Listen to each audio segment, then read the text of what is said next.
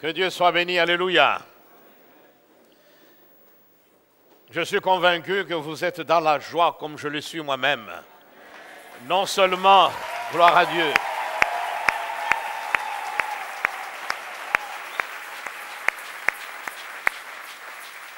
être dans la joie, d'abord parce que le Seigneur est bien présent. Là où il est, eh bien là tout devient possible. La parole de Dieu déclare qu'il y a d'abondantes joies, qu'il y a de délices extraordinaires en sa présence. Et puisque lui, il est là, eh bien nous avons toutes les raisons d'être dans la joie, peu importe le contexte dans lequel nous nous trouvons. Alléluia. Mais je suis également dans la joie de vous revoir tous. Vous commenciez à me manquer. Gloire à Dieu. Je voudrais voir vos sourires.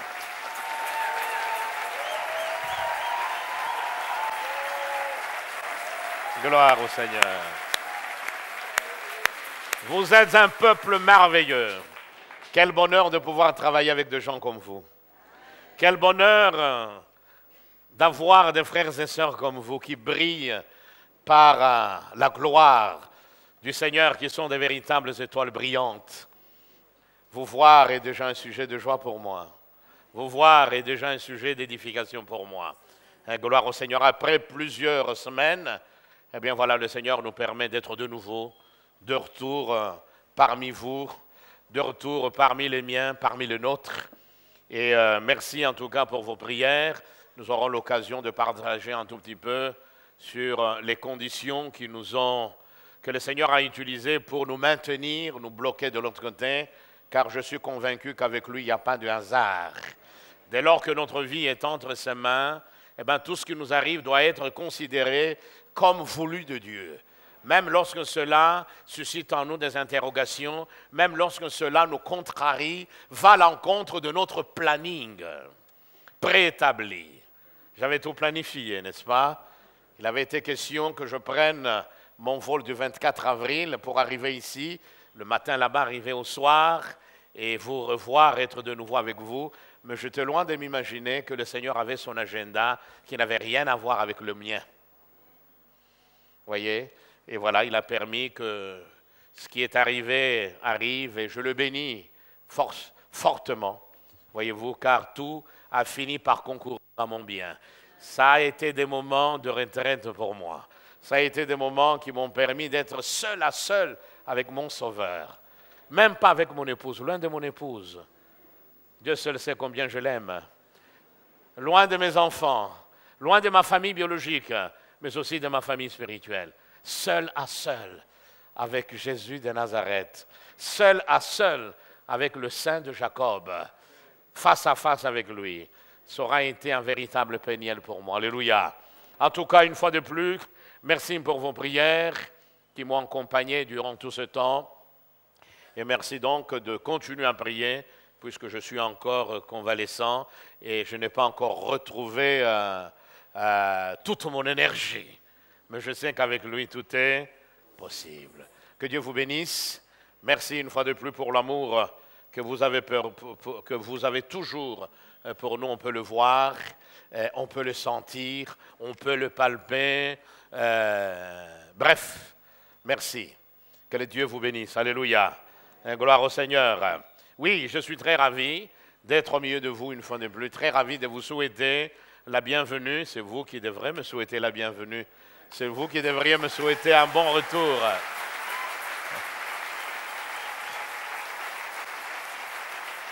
Je retrouve de nouveau ma place de serviteur. Ma place de serviteur de l'Église du Seigneur. Des serviteurs de sa parole. Voyez-vous, vous êtes ainsi. Moi, je viens remettre de nouveau mon tablier de service. Je suis là donc pour vous servir. Que Dieu vous bénisse. Toutes nos salutations fraternelles, non seulement à vous qui avez choisi de venir adorer, louer le Seigneur ensemble avec nous ici à la borne, mais nos salutations également à tous nos amis qui sont toujours fidèles envers nos cultes et qui encore aujourd'hui sont là à communier avec nous au travers des différents médias et notamment au travers de la chaîne B1, au travers de notre radio Parole éternelle, au travers d'autres chaînes de télévision. Nous vous saluons. À vous également, je voudrais dire merci pour vos prières.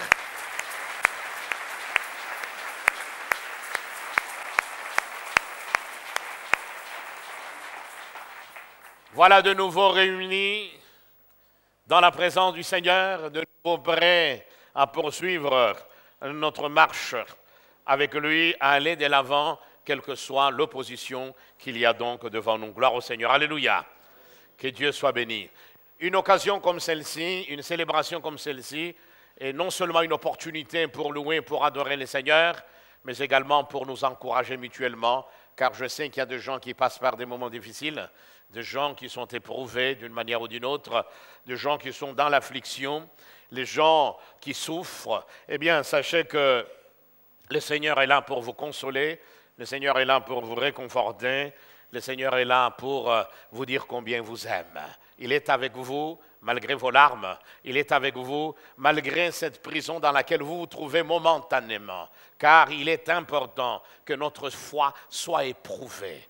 Les épreuves, quelles qu'elles soient, sont une forme de musculation de notre foi, alléluia. Et notre foi, eh bien, s'affermit, se consolide, devient forte lorsque nous passons par des épreuves. C'est pourquoi Paul n'a pas hésité à dire un seul instant que tout, mais alors tout, absolument tout, j'ajoute, finit toujours par concourir au bien de ceux qui aiment Dieu et de ceux qui sont appelés selon son dessein. Amen. Et gloire au Seigneur. Il y a eu, non seulement où il y a des gens qui passent par des moments difficiles, eh bien nos prières, que nos prières vous accompagnent, mais aussi d'autres qui passent par des moments de joie. Et oui, la vie est ainsi faite. Il y a des saisons qui nous permettent de nous réjouir, de sauter comme des biches, comme des gazelles du Kasaï ou du Kindu. Mais il y a aussi des saisons au cours desquelles nous versons des larmes, nous broyons du noir, tout est obscur, nous sommes mis sous pression. Eh bien, peu importe la saison, ce qui est important, c'est d'être avec le Seigneur et d'être dans cette saison parce que le Seigneur l'a voulu. Alors, si vous êtes dans cette saison de joie, de bonheur, vous êtes mariés hier, eh bien, que le Seigneur vous bénisse. Vos enfants ont réussi, que le Seigneur vous bénisse. Vous fêtez votre anniversaire personnel, eh bien, que Dieu vous bénisse. Et si tel est votre cas, nous aimerions vous partager votre joie. Levez simplement votre main. Merci. Merci et bon anniversaire à chacun de vous. Que le Seigneur vous bénisse. Merci. Gloire à Dieu. Oui. Mais aussi, si c'est l'anniversaire où vous avez fêté l'anniversaire de votre union conjugale, puisque le mariage est bon, eh bien, bon anniversaire de mariage et que le Seigneur vous donne d'aller de l'avant dans cette odyssée merveilleuse avec votre conjoint. Que Dieu soit béni. Alléluia. Que reste-t-il à dire si ce n'est à demander à notre chère mamie Athésome, la femme de son mari, de venir nous conduire dans des moments de louange et d'adoration. Et puis, il ne reste qu'à vous souhaiter une merveilleuse, une excellente célébration dans la présence du Seigneur. Que Dieu vous bénisse. Merci. Alléluia. Alléluia. Est-ce qu'il y a la joie ce matin? Ouais. J'aimerais que nous fassions un exercice comme nous sommes en train de nous lever. Vous pouvez tenir la main de votre voisin en vous levant, s'il vous plaît. En lui disant, serrez sa main. Dites-lui, je vais louer mon Dieu. Dites-le lui bien, bien-aimé, je vais louer mon Dieu. Regardez maintenant vos vêtements, bien-aimés. Dites à vos vêtements, même si tu te salis là, ce n'est pas un problème. Alléluia. Même si vos chaussures, regardez-les, dites à vos chaussures, même si vous usez maintenant, je vais le célébrer. Parce qu'il y a des choses qu'il a fait dans ma vie. Il était le seul. Alléluia. Oh bien-aimé, poussons des cris de joie. Il est vivant, notre Dieu.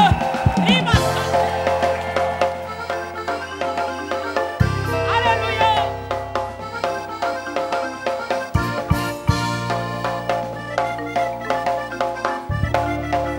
On y va ensemble.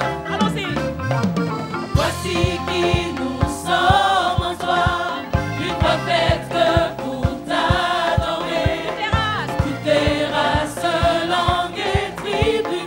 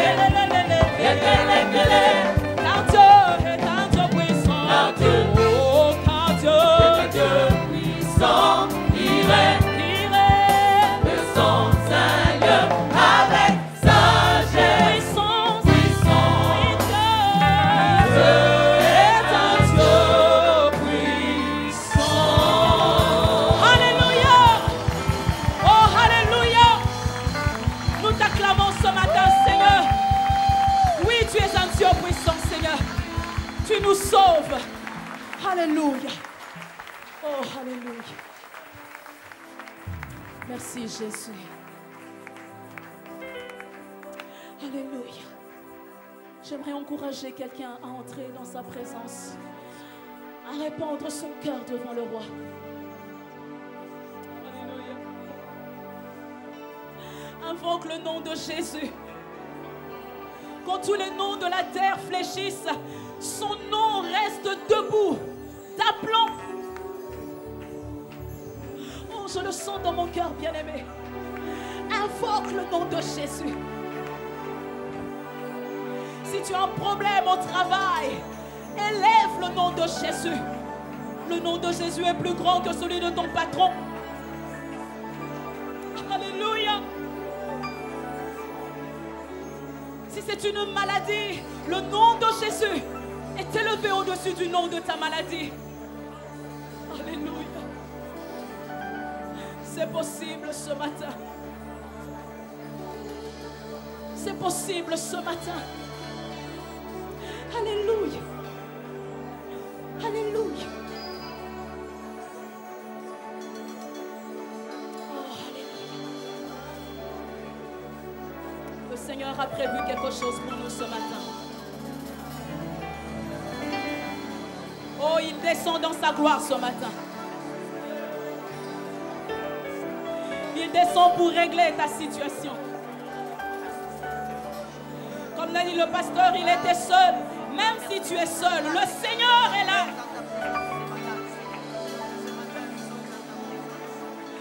Oh.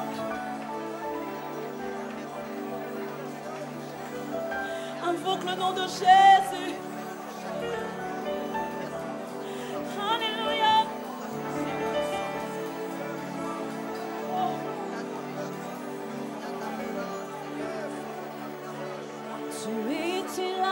Tu es la création, Fils unique de Dieu très haut.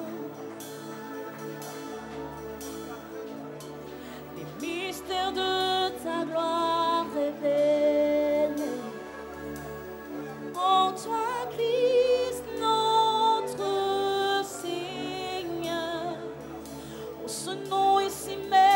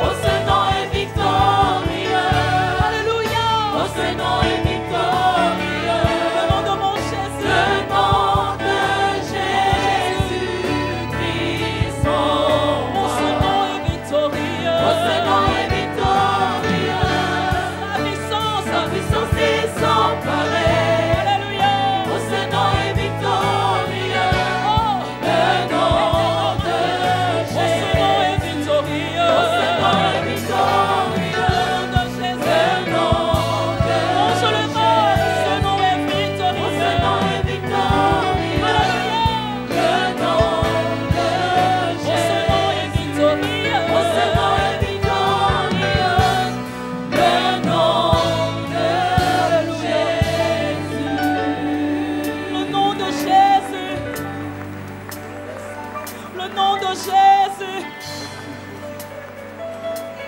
Alléluia. Oh, Hosanna dans les lieux. Chante avec moi.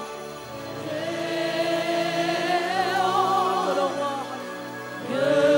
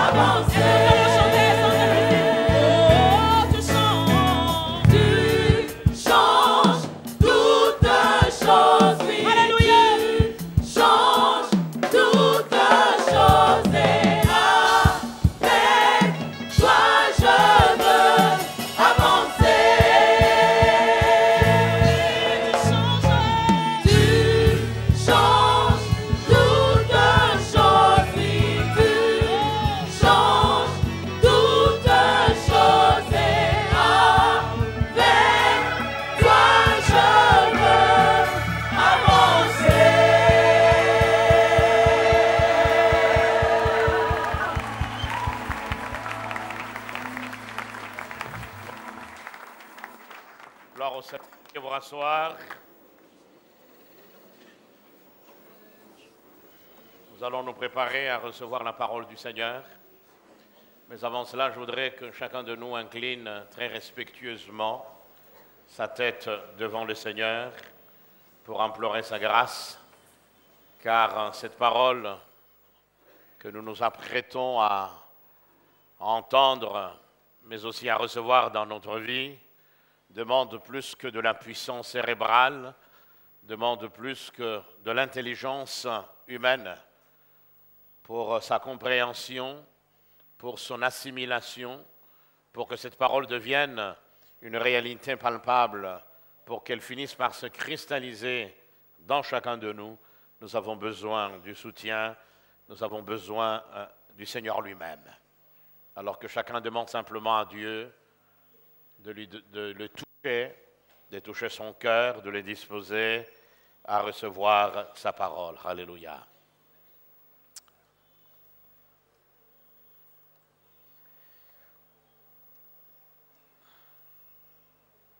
C'est toujours un moment merveilleux, un moment extraordinaire que celui que tu nous accordes, Seigneur, lorsque tu nous invites à nous asseoir très humblement à tes pieds pour te tendre une oreille attentive et recevoir ta parole. Ce matin, non seulement, Seigneur, tu nous fais la grâce, tu nous accordes ce privilège de nous approcher de toi, d'aller au-delà du voile pour te louer, pour t'adorer, mais ce matin, Seigneur, tu nous donnes également l'occasion de pouvoir recevoir, ô Dieu, ta pensée, recevoir ta parole qui seule est susceptible, capable, Seigneur, de nourrir notre foi, de nous donner tous les nutriments indispensables dont nous avons besoin pour demeurer, Seigneur, en bonne santé morale et spirituelle. Cette parole, ô Dieu, qui contient tant de choses dont nous avons besoin pour poursuivre notre marche, Seigneur, vers la gloire. Oui, parle-nous. Seigneur, touche notre intelligence, touche notre cœur, afin que nous puissions réserver un accueil chaleureux, un accueil digne à ta parole. Parle-nous. Bénis également ton serviteur, Seigneur.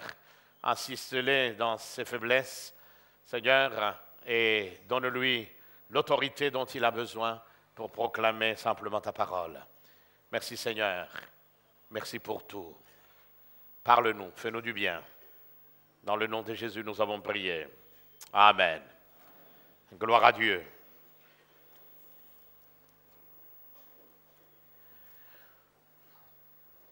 Notre thème de ce dimanche matin est le doute au cœur des ténèbres.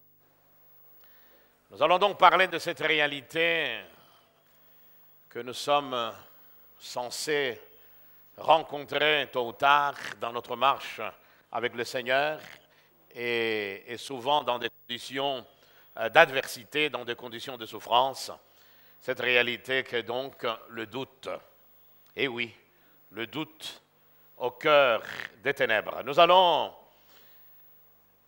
justement nous inspirer, tirer des leçons de la vie d'un homme qui nous est présenté comme étant un homme extraordinaire, un homme, qu'aucun homme né des femmes n'a pu surpasser, un homme grand aux yeux de Dieu, enfin, parmi tous ceux qui sont nés des femmes.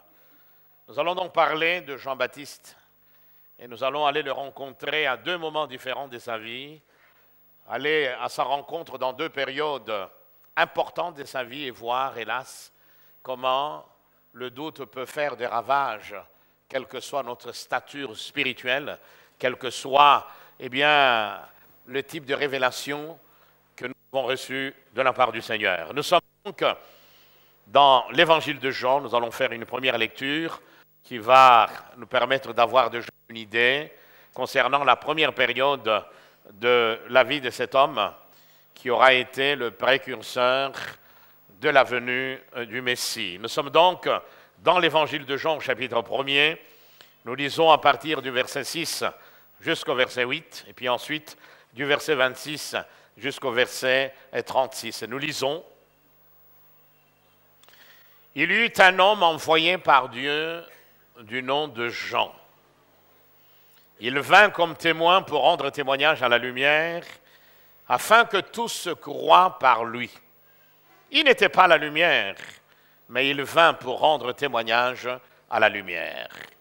Comment a-t-il rendu témoignage à la lumière? Le verset 26, le voilà qui parle. Moi, dit-il, je baptise dans l'eau. Au milieu de vous, il en est un que vous ne connaissez pas et qui vient après moi. Je ne suis pas digne de délier la courroie de sa sandale. Cela se passait à Béthanie, au-delà du Jourdain où Jean baptisait. Le lendemain, il vit Jésus venir à lui et dit, « Voici l'agneau de Dieu qui ôte le péché du monde. C'est celui dont je dis, après moi vient un homme qui m'a précédé, car il était avant moi. Et moi, je ne le connaissais pas, mais afin qu'il soit manifesté à Israël, je suis venu baptiser d'eau. » Jean rendit ce témoignage. « J'ai vu l'Esprit descendre du ciel comme une colombe et demeurer sur lui.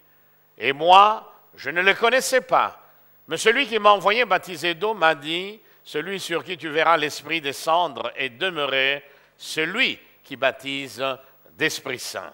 Et moi, j'ai vu et j'ai rendu témoignage que celui, le Fils de Dieu. » Le lendemain, Jean était encore là avec deux de ses disciples. Il regarda Jésus qui passait et dit, « Voici l'agneau de Dieu. » Amen. Gloire au Seigneur. Période éblouissante, splendide, merveilleuse. Saison, oh, glorieuse pour cet homme. Cet homme qui a eu le privilège de baptiser le Seigneur dans les eaux du Jourdain. Cet homme qui a reçu la révélation de Dieu de manière directe. Il a vu le Saint-Esprit descendre sur le Christ comme une colombe. Il a entendu, il a vu et il a témoigné.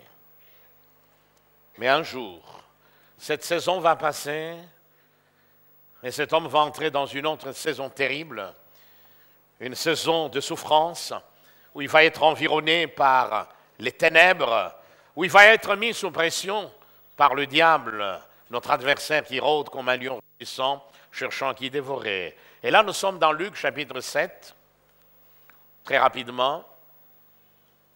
Luc chapitre 7, à partir du verset 11 pour bien comprendre le contexte. Or, Jésus se rendit le jour suivant dans une ville appelée Naïn. Ses disciples et une foule nombreuse faisaient route avec lui. Lorsqu'il fut près de la porte de la ville, voici qu'on portait en terre un mort, fils unique de sa mère, qui était veuve.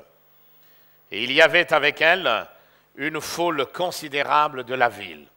Le Seigneur la vit, eut compassion d'elle et lui dit, « Ne pleure pas ou ne pleure plus. » Les deux sont possibles. Il s'approcha et toucha le cercueil. Ceux qui le portaient, eh bien, s'arrêtèrent. Il dit, « Jeune homme, je te le dis, lève-toi. » Et le mort s'assit et se mit à parler. Jésus le rendit à sa mère. Tous furent saisis de crainte. Ils glorifiaient Dieu et disaient, « Un grand prophète s'est levé parmi nous et Dieu a visité son peuple. » Cette parole se répandit à son sujet dans la Judée tout entière et dans tous les environs. Les disciples de Jean, donc Jean-Baptiste, lui annoncèrent tout cela. Jean appela deux de ses disciples et les envoya vers Jésus pour lui dire, « Es-tu celui qui doit venir ou devons-nous en entendre un autre ?» Arrivés de lui, ces hommes dirent, « Jean-Baptiste nous a envoyés vers toi pour dire, « Es-tu celui qui doit venir ou devons-nous en attendre un autre ?» Alors même, Jésus guérit plusieurs personnes de maladies et d'infirmités et d'esprits mauvais, et il rendit la vue à de nombreux aveugles. Et il leur répondit, « Allez rapporter à Jean ce que vous avez vu et entendu. Les aveugles recouvrent la vue, les boiteux marchent, les lépreux sont purifiés, les sourds entendent, les morts ressuscitent, la bonne nouvelle est annoncée aux pauvres. Heureux celui pour qui je ne serai pas une occasion de chute. Comment est-ce possible? Avons-nous affaire à la même personne? Avons-nous affaire au même homme? Celui d'abord dont il est question dans l'évangile de Jean, un homme qui monte sur la scène biblique de manière extraordinaire, un homme qui est arrivé sur cette terre non pas par aventure, par l'aventure de ses parents, mais parce que Dieu l'a voulu ainsi. Il a été le produit de l'exaucement de la prière de ses parents. Dieu l'a suscité pour être celui qui allait préparer le chemin du Messie par la prédication de la repentance, mais aussi par le baptême d'eau. Et puis voilà, un jour, la roue va tourner. Un jour, cet homme va entrer dans une autre réalité, cet homme va entrer dans une autre saison terrible. Une saison où cet homme se retrouve environné par toutes sortes de ténèbres, où il est mis sous pression. Il est dans une cellule nauséabonde du roi Hérode Antipas. Il attend son exécution. Il est assailli par toutes sortes de pensées, par le doute, qui bourdonnent devant sa face comme des mouches ou comme des frelons. Et oui, c'est le même homme, Jean-Baptiste. Le doute. Voilà, mes amis, une réalité, une terrible réalité, une horrible réalité contre laquelle nous sommes appelés à nous battre tôt ou tard.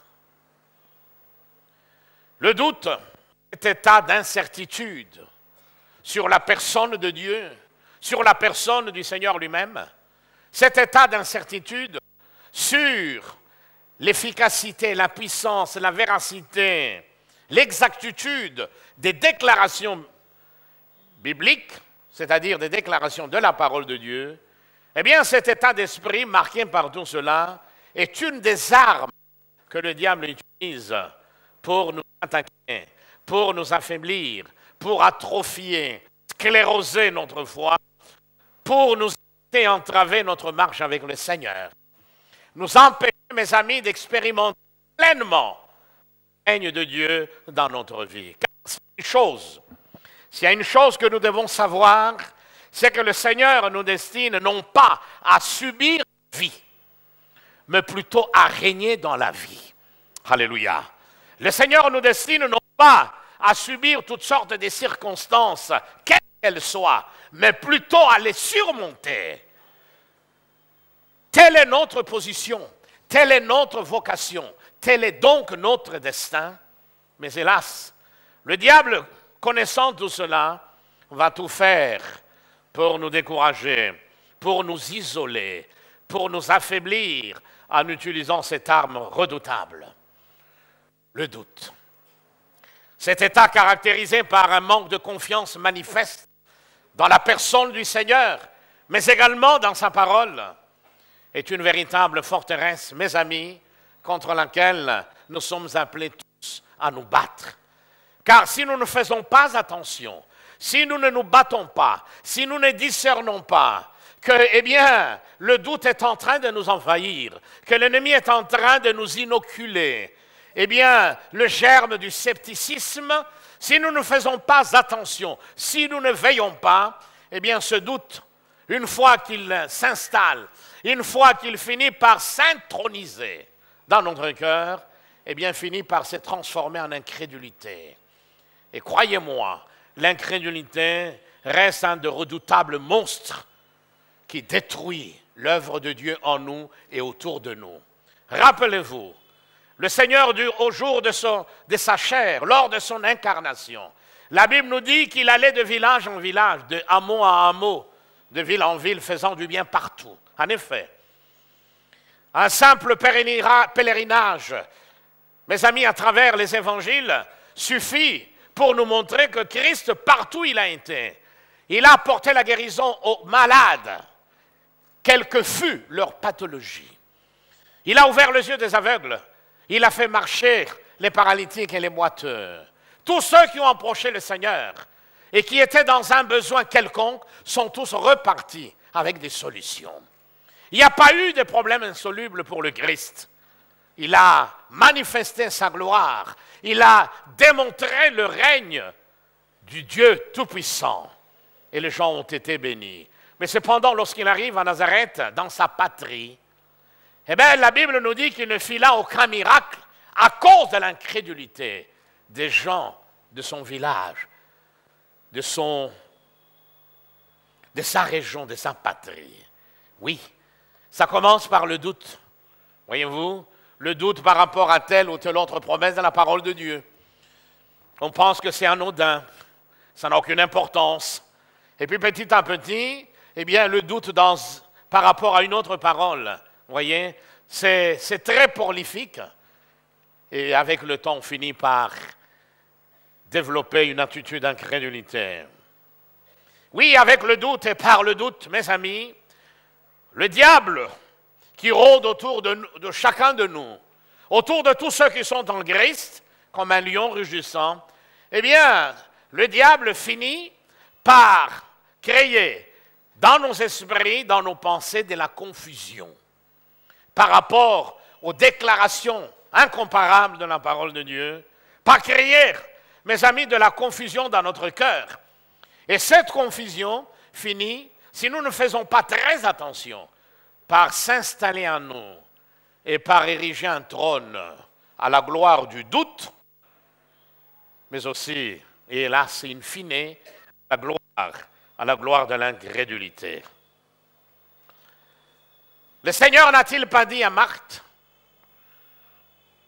lors du décès de son frère Lazare, ne lui a-t-il pas dit, Marthe, n'ai-je pas dit, si tu crois, si tu as foi dans ma parole, tu verras quoi? La gloire de Dieu. Voyez-vous, il n'y a pas d'autre miracle pour expérimenter la gloire de Dieu, pour que le règne de Dieu devienne palpable, tangible dans notre vie, que de marcher par la foi, que de croire dans la parole de Dieu, de croire la parole de Dieu. Alléluia. De saisir avec une foi simple, mes amis, les déclarations incomparables, sublimissimes de la parole de Dieu. Voyez-vous? Rappelez-vous de la manière dont Adam et Ève sont tombés dans le premier péché. Cette chute, qui va avoir des conséquences incommensurables, a été rendue possible par le doute. L'ennemi a commencé par créer un état de confusion dans la tête de la femme, dans le cœur d'Ève. Alors que l'ordre du Seigneur avait été clair, comme l'ordre de roche, alors que la parole de Dieu était claire, il pouvait tout faire. Mais il y a une chose qu'il ne devait pas faire. Le Seigneur n'a pas parlé en rébus, sous forme de Scrabble, de manière énigmatique ou floue. Non, c'était clair. Il n'avait pas besoin d'une lumière supplémentaire. Voyez-vous? Pas du tout. C'était tellement clair pour l'homme et la femme, ce commandement de Dieu. Voyez-vous, cette prescription de la part du Seigneur. Mais le diable va saisir l'occasion, à partir du même commandement, pour créer la confusion dans la tête de la femme, dans le cœur de la femme. Oui, le diable, cet esprit rusé, cet esprit caractérisé par une malignité incroyable. Oui, le diable, mes amis, a commencé par semer le doute. Dieu a-t-il réellement dit ceci? Combien d'hommes et de femmes sont tombés dans ce piège? Et encore aujourd'hui, combien d'hommes et de femmes ont fait naufrage par rapport à leur foi? Voyez-vous, certes, ils ont toujours le nom du Seigneur dans la bouche, certes, ils fréquentent toujours une église dite évangélique ou de réveil, même si la plupart de ces congrégations sont des véritables marchands de sommeil, spirituel et moral. Voyez-vous, même si, oui, ils ont toujours leur Bible sous leurs aisselles, mais en réalité, ils ne croient plus.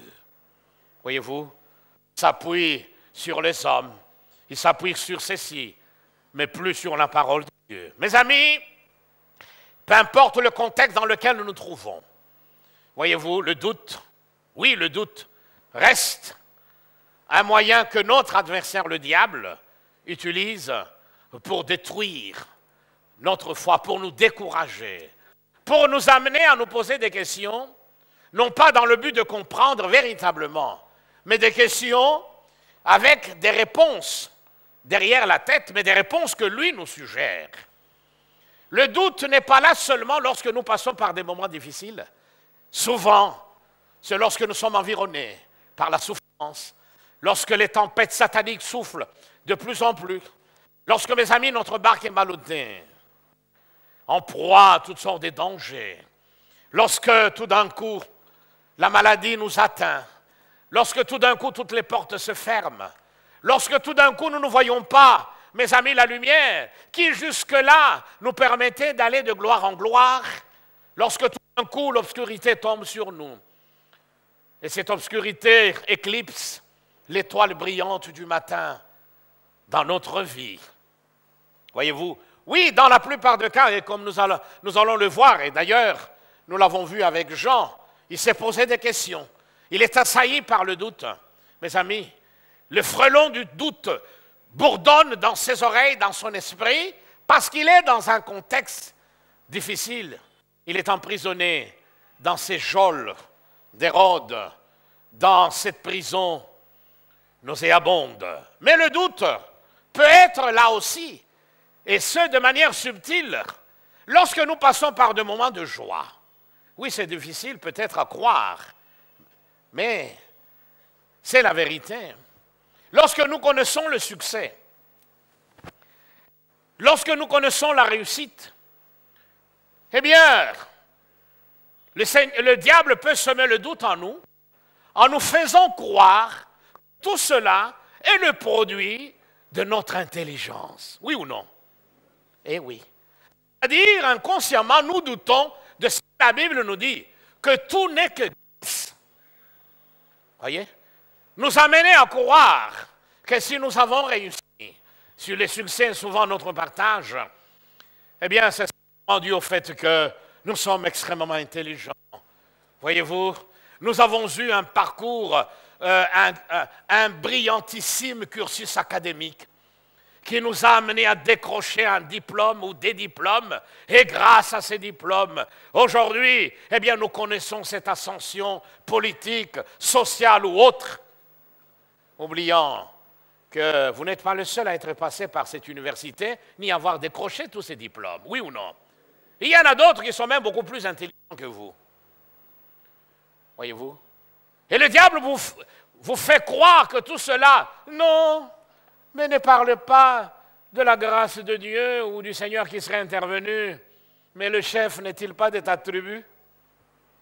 C'est lui qui a permis que tout cela devienne une réalité. Voyez? Tu n'appartiens pas à tel ou tel autre groupement ethnique, mais c'est grâce à ça. Mais tu n'es pas le seul dans ce groupement ethnique. Vous voyez, mes amis, il peut nous amener, voyez, à passer de la parole de Dieu vers nous-mêmes. Et ça, c'est un rejet de ce que la Bible déclare. Nous faire croire que si nous avons réussi, c'est tout simplement parce que nous sommes sages, plus sages que tout le monde. Voyez-vous, que nous avons, si nous avons connu cette élévation, si nous occupons ce pinacle, si les gens nous admirent, si les gens sont là à nous acclamer, si nous avons connu cette promotion professionnelle, cette ascension sociale, eh bien tout cela est le produit de nos propres efforts et non pas d'une intervention hypothétique de Dieu. Non, sois sage. Et là, et la tête sur les épaules, mon ami, regarde-toi dans le miroir. Et là, effectivement, on va devant son miroir, on se regarde, on met la main dans la poche, on est seul, hein? Ouais. Je dis, mais au fait, c'est quand même intelligent.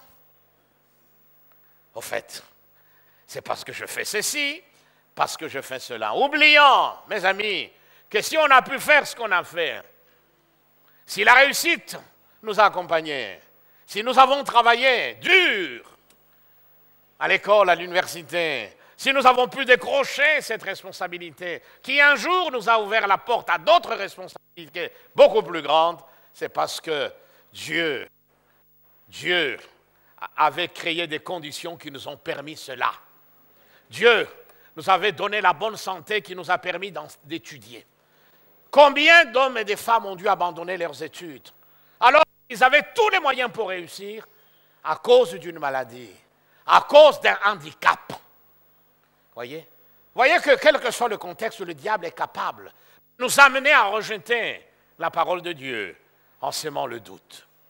Oui, il arrive aussi et surtout à susciter autour de nous, et c'est souvent le cas, des situations difficiles, des situations adverses, des problèmes de tout genre qui nous fragilisent, qui nous affaiblissent, vous voyez, qui nous isolent.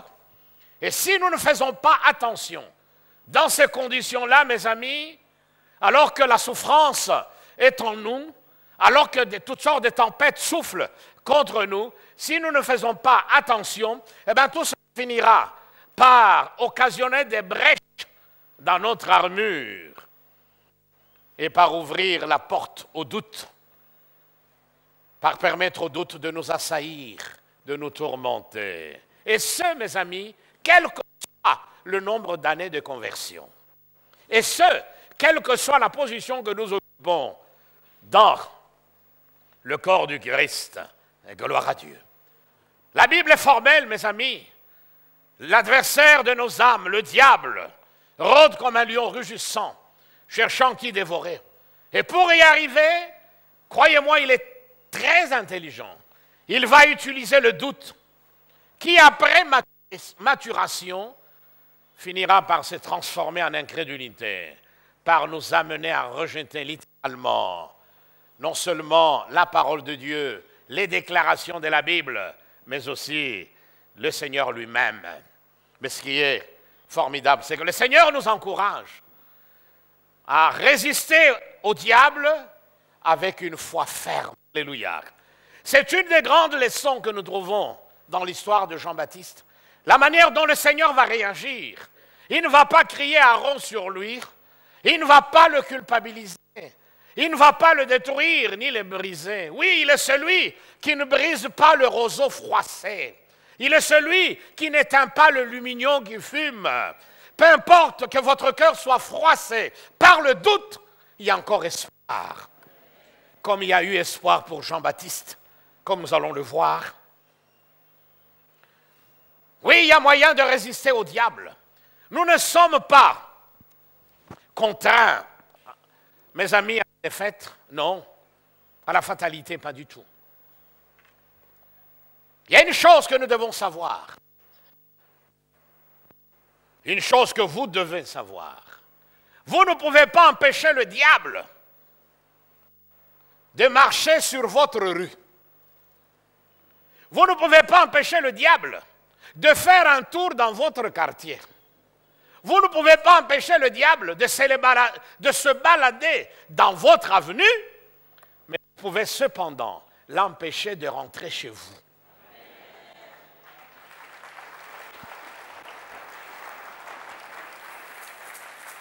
C'est là que la foi, mes amis, devient plus qu'indispensable. Résistons-lui avec une foi ferme. Les temps sont difficiles. La séduction bat son plein, mes amis. Beaucoup d'hommes et de femmes sont égarés par toutes sortes de faux enseignements qui entretiennent le doute. Le doute par rapport à la divinité du Seigneur. Le doute par rapport à la puissance de sa parole. Le doute par rapport à l'actualité, mes amis, de ses promesses.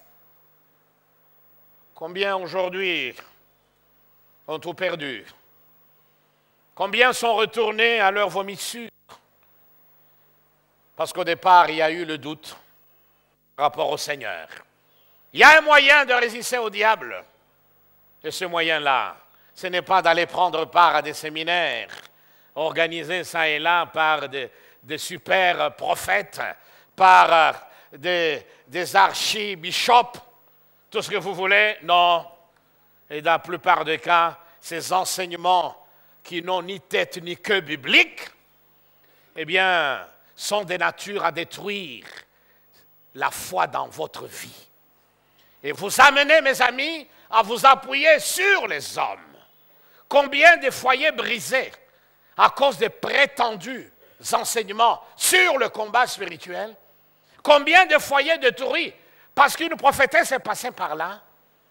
Combien de foyers détruits parce qu'un homme, un jour, soi-disant prophète, donnait une parole à la femme en lui disant « Cet homme-là, ce n'est pas ton mari, il cherche à t'ensorceler, celui qui est à la base de ta misère. » Et combien sont tombés dans ces linceuls de la fausse prophétie, dans cet abîme, dans ces abysses mortifères, et ils ne se sont jamais remis. Le Seigneur va réagir, et nous le verrons, de manière formidable, extraordinaire. Voyez-vous, c'est par une foi ferme, une foi fondée, basée, uniquement, essentiellement, fondamentalement, principalement sur la personne de Jésus-Christ et sa parole infaillible. Gloire au Seigneur. Revenons à la parole. Voyez, vous savez que le temps est un véritable maître. Avec le temps, une vérité qui aura revêtu le manteau de la... plutôt, un mensonge, une tromperie, qui aura revêtu le manteau de la vérité, avec le temps, eh bien, ce manteau finira toujours par tomber.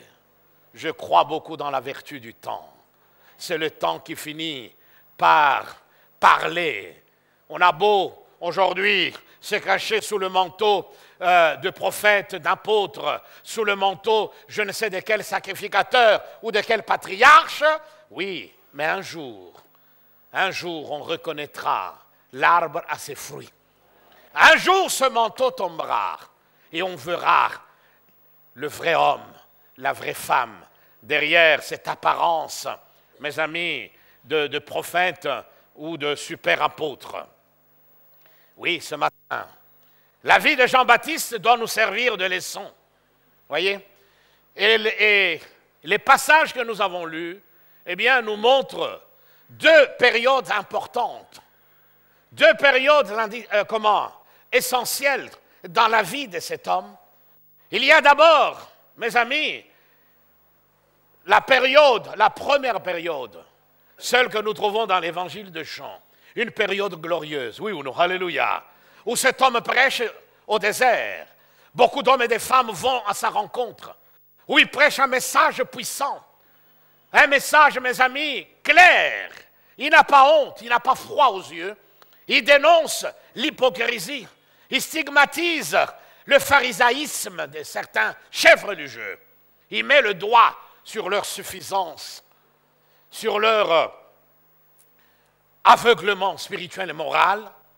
Un homme extraordinaire, un homme qui reçoit la vision de Dieu. Voyez-vous, il voit le Saint-Esprit descendre sous forme d'une colombe sur le Seigneur. Car oui, le Seigneur, en l'envoyant, lui avait dit, celui sur qui tu verras descendre le Saint-Esprit est celui-là pour qui tu es venu au monde. Celui pour qui tu as reçu cette mission, c'est-à-dire préparer Israël. Et par-delà Israël, préparer le monde à accueillir le Messie, à accueillir enfin le Fils du Dieu vivant, n'est-ce pas? Deux périodes de la vie de cet homme. Oui, il y a la période, je dirais, joannique, dans l'évangile de Jean, mais il y a aussi la période lucanienne, dans Luc. Voyez-vous? Deux périodes dans la vie de cet homme à propos duquel le Seigneur a fait ces déclarations extraordinaires. Écoutez ce qu'il dit dans le même chapitre de Luc, chapitre 7. Voilà ce qu'il vous dit. Il dit, je vous le dis, parmi ceux qui sont nés de femmes, je ne sais pas si vous connaissez des gens qui sont arrivés au monde sans passer par une femme. Même la conception in vitro, mais on a dû prendre quelque chose de la femme, oui ou non? Eh bien, le Seigneur dit, parmi ceux qui sont nés des femmes, il n'y en a pas de plus grand que Jean. Quelle déclaration extraordinaire! Voyez-vous? Il n'y a pas de plus grand que Jean. Voilà. Formidable. Ce n'est pas un homme qui me parle ainsi, hein. C'est le Seigneur lui-même, oui ou non? Oui. Il y a cette période, donc l'une qui marque le début de son ministère, c'est le contexte de l'évangile de Jean, et l'autre qui marque la fin du ministère de cet homme, car plus tard, il sera décapité, parce que la femme de ce roi impie, c'est-à-dire la femme d'Hérode Antipas, Hérodias, en voulait absolument à Jean-Baptiste et attendait avec impatience qu'on lui apporte sa tête. Et la période qui nous intéresse, en particulier, puisque nous parlons du doute, c'est celle de Luc 7. Si la révélation écrite sur la vie de Jean-Baptiste s'était arrêtée au premier chapitre de l'évangile de Jean, et que Dieu nous avait demandé d'écrire la suite en rapport avec la vie de cet homme, de deviner la fin de celui que la parole de Dieu présente comme étant le précurseur du Messie, qu'est-ce que nous aurions dit, vous et moi, entre nous? Voyez-vous? Qu'est-ce que nous aurions dit sur cet homme entré dans l'espace et dans le temps de manière extraordinaire? Sa venue avait été annoncée par l'ange Gabriel, et ce en exaucement à la prière de ses parents, aux attentes, aux aspirations, à l'expectative de ses parents. Voyez-vous? Sa mission avait été aussi annoncée par le même ange. Il avait dit à Zacharie, le père de Jean-Baptiste, que cet enfant qui naissait, il naissait avec une mission claire, préparer le chemin au Messie. Donc cet enfant avait été voulu, non seulement par ses parents, mais aussi par le Seigneur lui-même. Certains d'entre nous, là, nous sommes les accidents d'une aventure entre un homme et une femme. Moi, je le suis, hein. On n'a jamais planifié ma venue sur cette terre. On n'a jamais planifié mon entrée dans l'espace et dans le temps. J'ai atterri comme ça, un aventurier. Vous voyez? Voilà. Et puis, vaille que vaille et tout ça. Mais lui, non. Dieu a voulu qu'il vienne. Oh, gloire à Dieu. Et en venant, il lui a assigné une mission. Qu'est-ce que vous et moi, nous aurions deviné si la vie de cet homme s'était arrêtée à l'évangile de Jean? Je ne pense pas qu'il y ait un esprit extrêmement développé, extrêmement intelligent, qui aurait deviné que cet homme un jour, dans des moments difficiles, que cet homme un jour passant par une saison difficile, finirait par douter de la messianité du Christ. Par se dire, si c'était lui, ou alors devait-il attendre quelqu'un d'autre? Et pourtant, cela est arrivé. Jean-Baptiste est dans les geôles d'Hérode Antipas, attendant une probable exécution. Dans quel état est-il? Il est là enfermé, non seulement physiquement parlant, matériellement parlant, mais également spirituellement parlant. Mes amis, cet homme est dans une situation difficile. Et alors qu'il est là, mis sous pression par la tribulation, alors qu'il est dans cette détresse, voilà que le doute se met à le tourmenter, le doute concernant le Seigneur. Es-tu celui qui doit venir? Ou devons-nous en attendre un?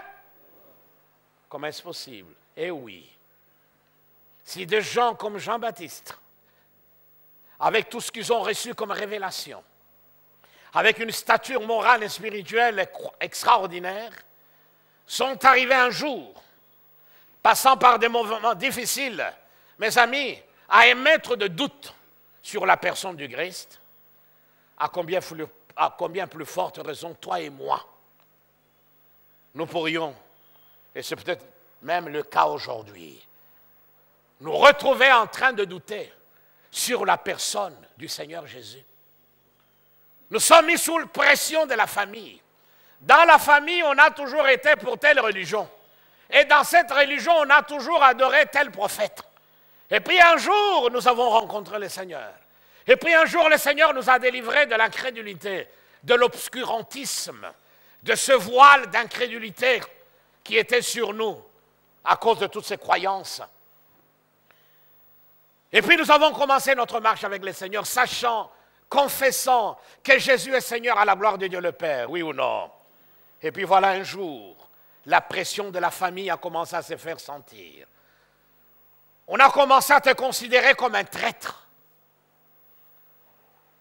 On a cherché par tous les moyens à te dissuader, en te disant ce que tu fais là n'est pas vrai. C'est notre prophète que tu dois suivre. Et puis te voilà fragilisé. Te voilà dos au mur. Et dans ces moments-là, le doute se présente et commence à t'assaillir, à te bombarder. Voyez-vous? Oui, es-tu celui qui doit venir? Est-ce vraiment toi, Jésus, qui est le chemin?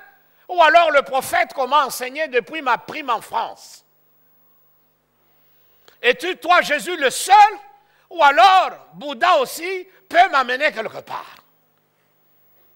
C'est seulement toi et l'enseignement des apôtres? Ou alors ma religion avec toute sa tradition séculière? Vous voyez, mes amis, toutes ces questions peuvent nous arriver. C'est arrivé à Jean-Baptiste. Et cette question est surprenante dans la bouche de Jean-Baptiste, dans la bouche du fils de Zacharie et d'Élisabeth. Il y a lieu de se demander, comme je l'ai dit tout au début, de se demander si c'est vraiment le même homme dont il est question, aussi bien dans l'évangile de Jean que dans l'évangile de Luc. Eh oui, c'est le même. C'est le même fils de Zacharie et d'Élisabeth. C'est le même Jean le Baptiste, l'homme qui est venu par la volonté de Dieu, l'homme qui est né par la volonté de Dieu, avec une mission claire de la part du Seigneur, préparer son chemin. Tout ceci nous montre, mes amis, que nul n'est à l'abri du doute. Nul n'est immunisé contre le doute, peu importe le nombre d'années de conversion, peu importe le type de ministère que nous exerçons dans le corps du Christ, peu importe la manière dont nous nous sommes convertis, la manière dont le Seigneur s'est révélé à nous. Regardez comment il s'est révélé à Paul de manière glorieuse. Voyez-vous? Oui, il y a des gens qui se sont convertis de manière extraordinaire. Peu importe cette façon-là, la manière dont le Seigneur s'est révélé à nous, peu importe notre grandeur devant Dieu, notre grandeur devant les hommes, personne, mais alors personne, n'est à l'abri du doute. Le diable utilise cette arme alors qu'il est en train de rôder tout autour de nous, cherchant par tous les moyens à semer le doute dans notre esprit. Jean-Baptiste, n'est-il pas celui que le Seigneur avait suscité, envoyé pour préparer son chemin et sa venue? Nous l'avons lu, mes amis, dans l'évangile de Jean. Cet homme avait reçu la révélation concernant le Seigneur alors qu'il était au jardin, plutôt au fleuve Jourdain, où il baptisait, où il proclamait, il annonçait la repentance, préparant le chemin du Seigneur. Ce que cet homme a fait comme expérience au Jourdain, mes amis, fut quelque chose de bouleversant pour lui. Ce jour-là, quand le Seigneur s'est approché de lui près du Jourdain, non loin de Béthanie, où il baptisait, Jean-Baptiste n'a pas pu se contenir que de proclamer haut et fort, à l'attention de tous ceux qui étaient là, « Voici l'agneau de Dieu qui ôte le péché du monde. » Il ne s'est pas arrêté seulement là, il a ajouté, « c'est celui dont je dis, après moi, vient un homme qui m'a précédé, car il était avant moi. Il situe donc l'origine du Seigneur au-delà du temps, au-delà de l'espace. Et ce jour-là, l'homme rempli de crainte et respectueuse, les mains tremblantes, cet homme avait baptisé son Seigneur dans les eaux du Jourdain. Et alors que le Seigneur était là dans les eaux du Jourdain, cet homme avait vu l'Esprit de Dieu descendre sur le Seigneur comme une colombe et se poser sur lui.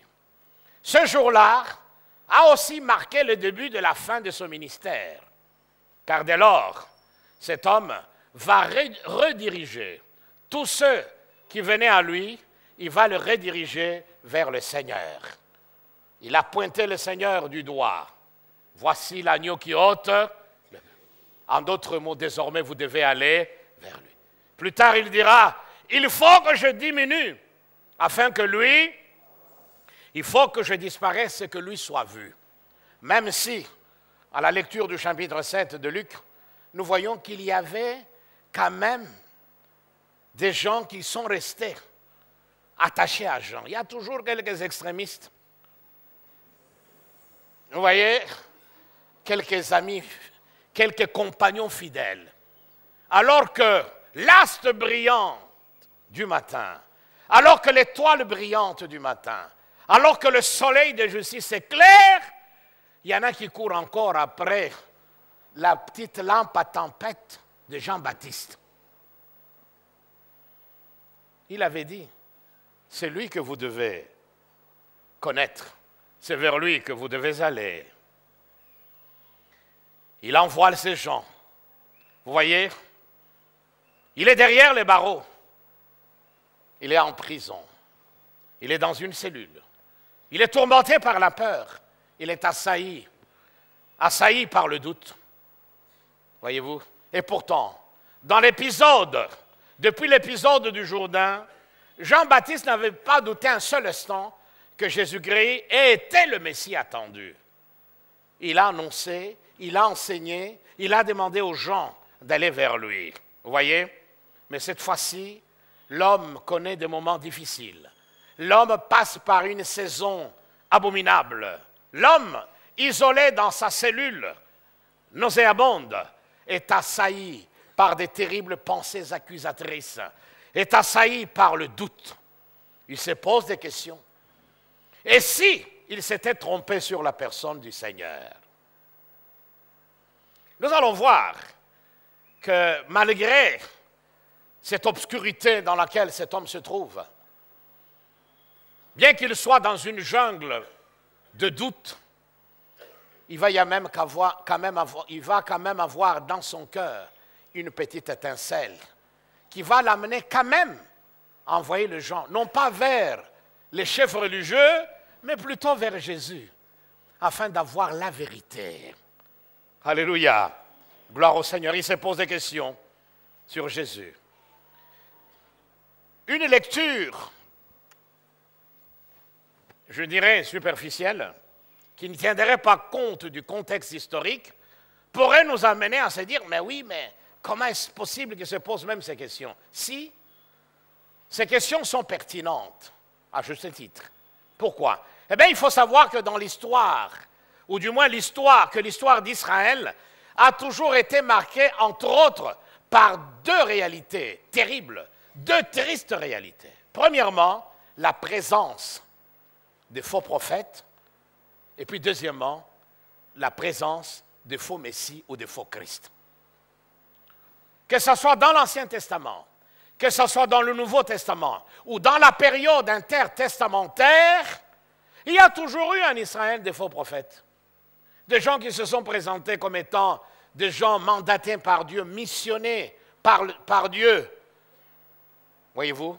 Mais il y a eu aussi de faux messies. Et d'ailleurs, dans son discours sur la fin des temps, parmi les signes, mes amis, qui marqueront la fin des temps, et nous sommes en train de vivre, il y a, Jésus lui-même en parle, il y a la présence des faux prophètes et de faux Christ. Donc, il y en a toujours eu des faux prophètes, de faux messies, de faux Christ. Alors, pour Jean-Baptiste, qu'est-ce qui les rendait si sûrs que Jésus n'était pas l'un d'entre eux? Vous voyez, c'est ça. Quand on a compris le contexte, on s'est dit, ah oui, c'est vrai. Il s'est posé ces questions sur le faux Messie. Et si Jésus n'était pas qu'un de plus, puisqu'il y a toujours eu des gens qui se sont proclamés des Messies et qui ont entraîné des foules avec eux. Alors, qu'est-ce qui prouve aujourd'hui? Certes, j'ai entendu ceci ou cela, mais qu'est-ce qui me prouve que ce Jésus-là ne serait pas un de plus? Eh bien, alors que le doute bourdonnait devant sa face, alors que le doute l'assaillait, eh bien, au cœur de ce doute, Jean va conserver, mes amis, une certaine confiance en Jésus, tout au fond de lui. Enfin, Jésus va pouvoir lui envoyer la vérité, ou du moins confirmer la vérité. Il envoie, très rapidement, avant de terminer, nous continuerons la fois prochaine, il envoya 2 de ses plus proches disciples pour demander à Jésus si c'était lui qu'on devait attendre ou alors quelqu'un d'autre devrait venir. Que fait Jésus? Et comment Jésus répond-il? Eh bien, c'est la même réponse qu'il a pour toi, qui aujourd'hui est environné de doutes. De doutes par rapport à la promesse qu'il t'avait faite. Voyant le temps passer et ne voyant pas cette promesse devenir une réalité, eh bien, le doute a commencé à s'installer en toi. De doute par rapport à la parole même du Seigneur, qui dit que voici, je suis avec vous jusqu'à la fin du temps. De doute par rapport au fait que Jésus n'a pas changé.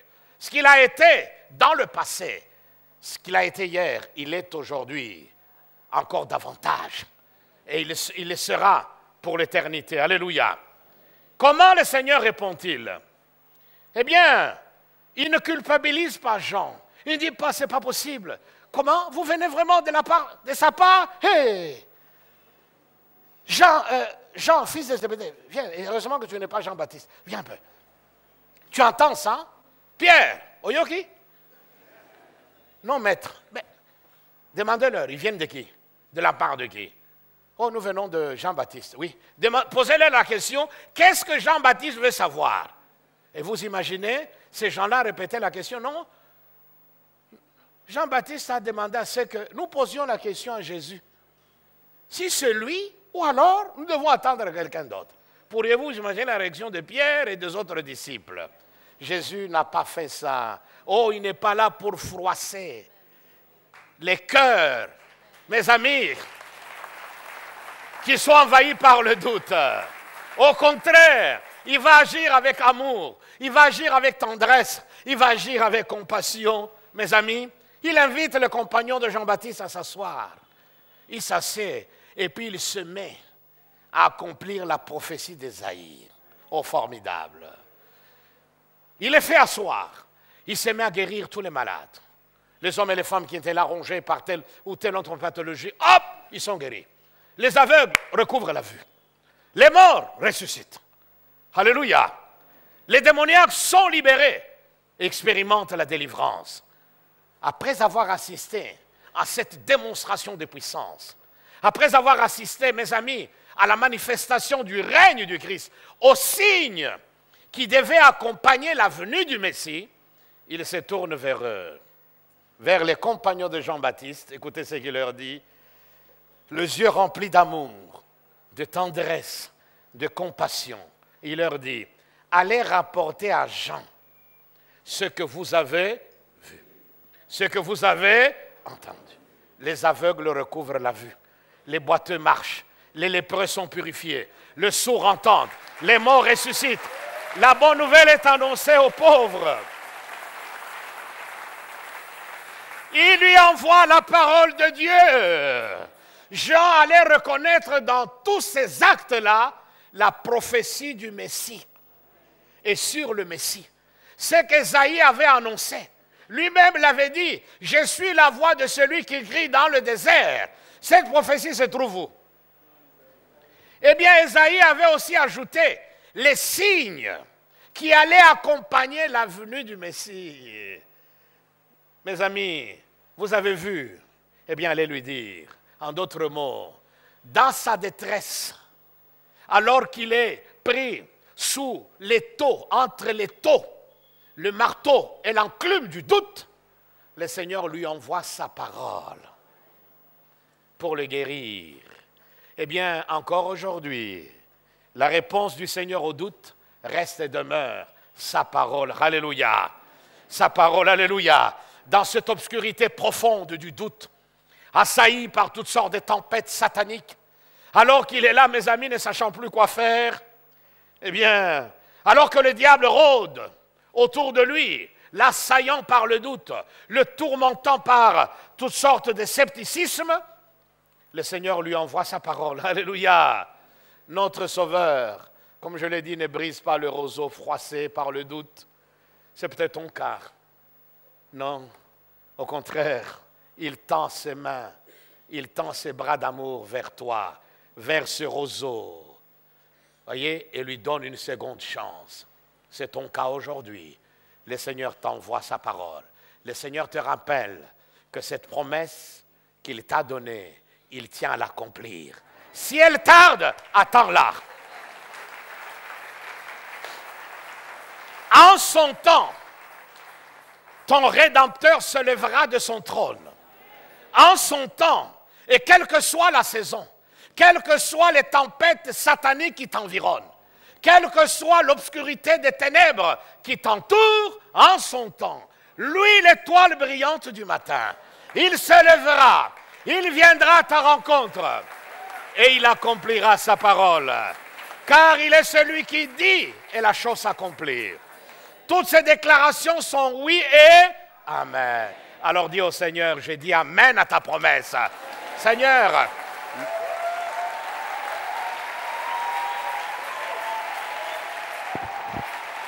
gloire à Dieu. Pour soutenir Jean-Baptiste, assailli par le doute, il lui a envoyé sa parole. Mes amis, il n'y a rien que Dieu ne puisse faire sur cette terre en dehors de sa parole.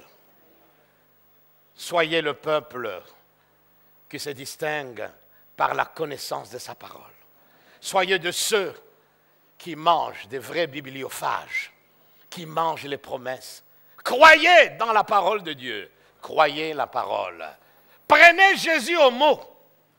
Seigneur, il en sera comme tu me l'as dit. Il n'y a aucune évidence autour de nous que je devienne ce que tu as dit que je vais devenir. Mais cependant, je crois qu'en ton temps, je le deviendrai. Il est le maître des temps. Il est le maître des circonstances. Alors ne tourne pas de regard douteux. Ne te laisse pas gangréner par le scepticisme. Crois et tu verras la gloire de Jésus. Acclamons son nom.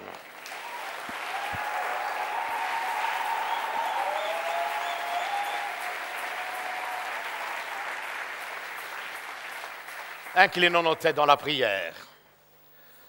Tu es celui qui ne brise pas le roseau froissé par le doute. Tu es celui qui n'éteint pas le lumignon, Seigneur, qui fume à cause du scepticisme. Quel que soit, Seigneur, le contexte dans lequel nous nous trouvons,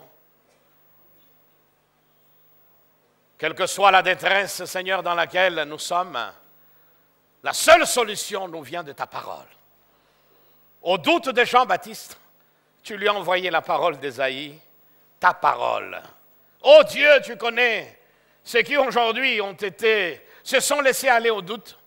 L'ennemi les a assaillis par toutes sortes de doutes, les a tourmentés par toutes sortes, Seigneur, de pensées négatives qui les ont amenés à ne plus croire que tu es le véritable Messie, que c'est toi le chemin, la vie et la vérité. Qu'en dehors de toi, tout n'est que vanité, tout n'est que vaisanie, folie, mais que c'est toi le Dieu véritable. Oh, je prie pour que tous ceux qui étaient sur le point de lâcher et de revenir à ce qu'ils avaient vomi, à leur croyance d'autrefois, dans tel ou tel autre prophète, dans tel ou tel autre ange, oh, je prie qu'avec ce message, tu le fortifies, qu'il retrouve de nouveau, Seigneur, cette fraîcheur qu'ils avaient autrefois, qu'ils retrouvent de nouveau la passion pour ta parole. Oh, je prie pour que tous ceux qui ont perdu leur confiance dans ta parole, confiance dans tes promesses, qu'ils puissent la retrouver au nom de Jésus. Merci Seigneur. Merci pour tout. Fortifie notre foi. Que nous repartions, Seigneur, en ayant tourné le dos au doute, dans le nom de Jésus. Nous écrasons le doute au nom de Jésus. Nous rejetons le doute au nom de Jésus. Nous accueillons la parole du Christ avec foi.